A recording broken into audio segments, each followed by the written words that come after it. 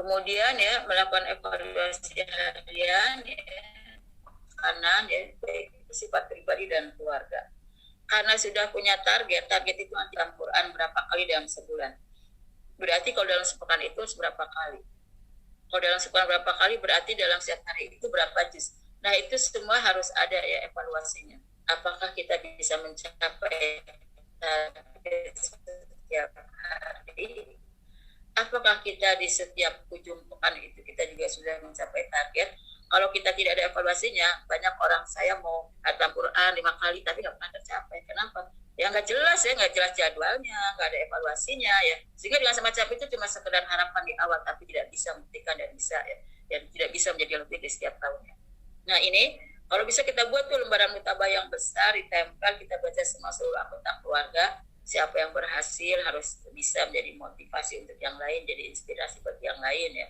Siapa yang kurang harus diingatkan, sehingga dengan semacam itu ketika kita baca setiap hari kita tidak akan biarkan mereka futur berlama-lama, karena besoknya sudah bisa berubah, sudah bisa menjadi yang istiqomah ya.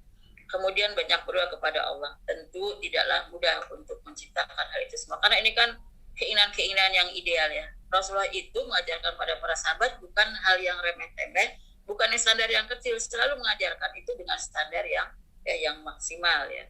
Jadi misalnya memang Rasulullah tidak mengatakan kamu harus sholat malam setiap malam, tapi para sahabat melihat bagaimana ya cara Rasulullah melakukan sholat malam ya, Rasulullah bagaimana melakukan interaksi dengan Al-Quran di waktu malam ya, bagaimana cintanya menghidupkan masjid sehingga tidak sholat sepanjang malam di rumahnya ya. Nah itu semua karena mereka ingin diri dengan bagaimana melakukan seperti idealnya Rasulullah SAW. Kita tidak bisa mencapai yang ideal, tapi kita harus terus berlatih.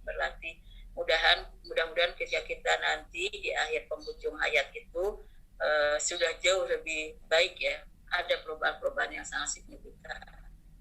Nah karena itu kita minta dibantu oleh Allah. Maka banyaklah berdoa kepada Allah agar kita diberikan ya kekuatan fisik, kekuatan iman ya, kemudian diberikan keistiqomahan, diberikan kemudahan dan keberkahan ya dalam melaksanakan setiap ibadah kita ya dari waktu ke waktu. Kemudian selain itu kita next segera beramal dan tidak menunda.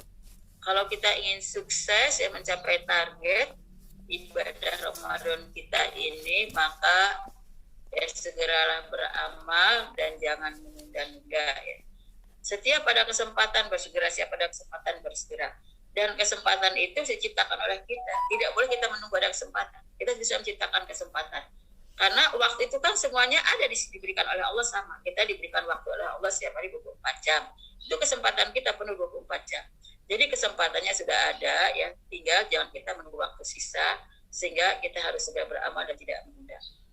Ada seorang ibu, saya dulu di Majelis Taklim itu di Al-Hikmah, kalau setiap mau setengah bulan lagi Ramadan sebelum saya tutup kajiannya, itu saya menanyakan target-target ibadah Ramadan ya mereka.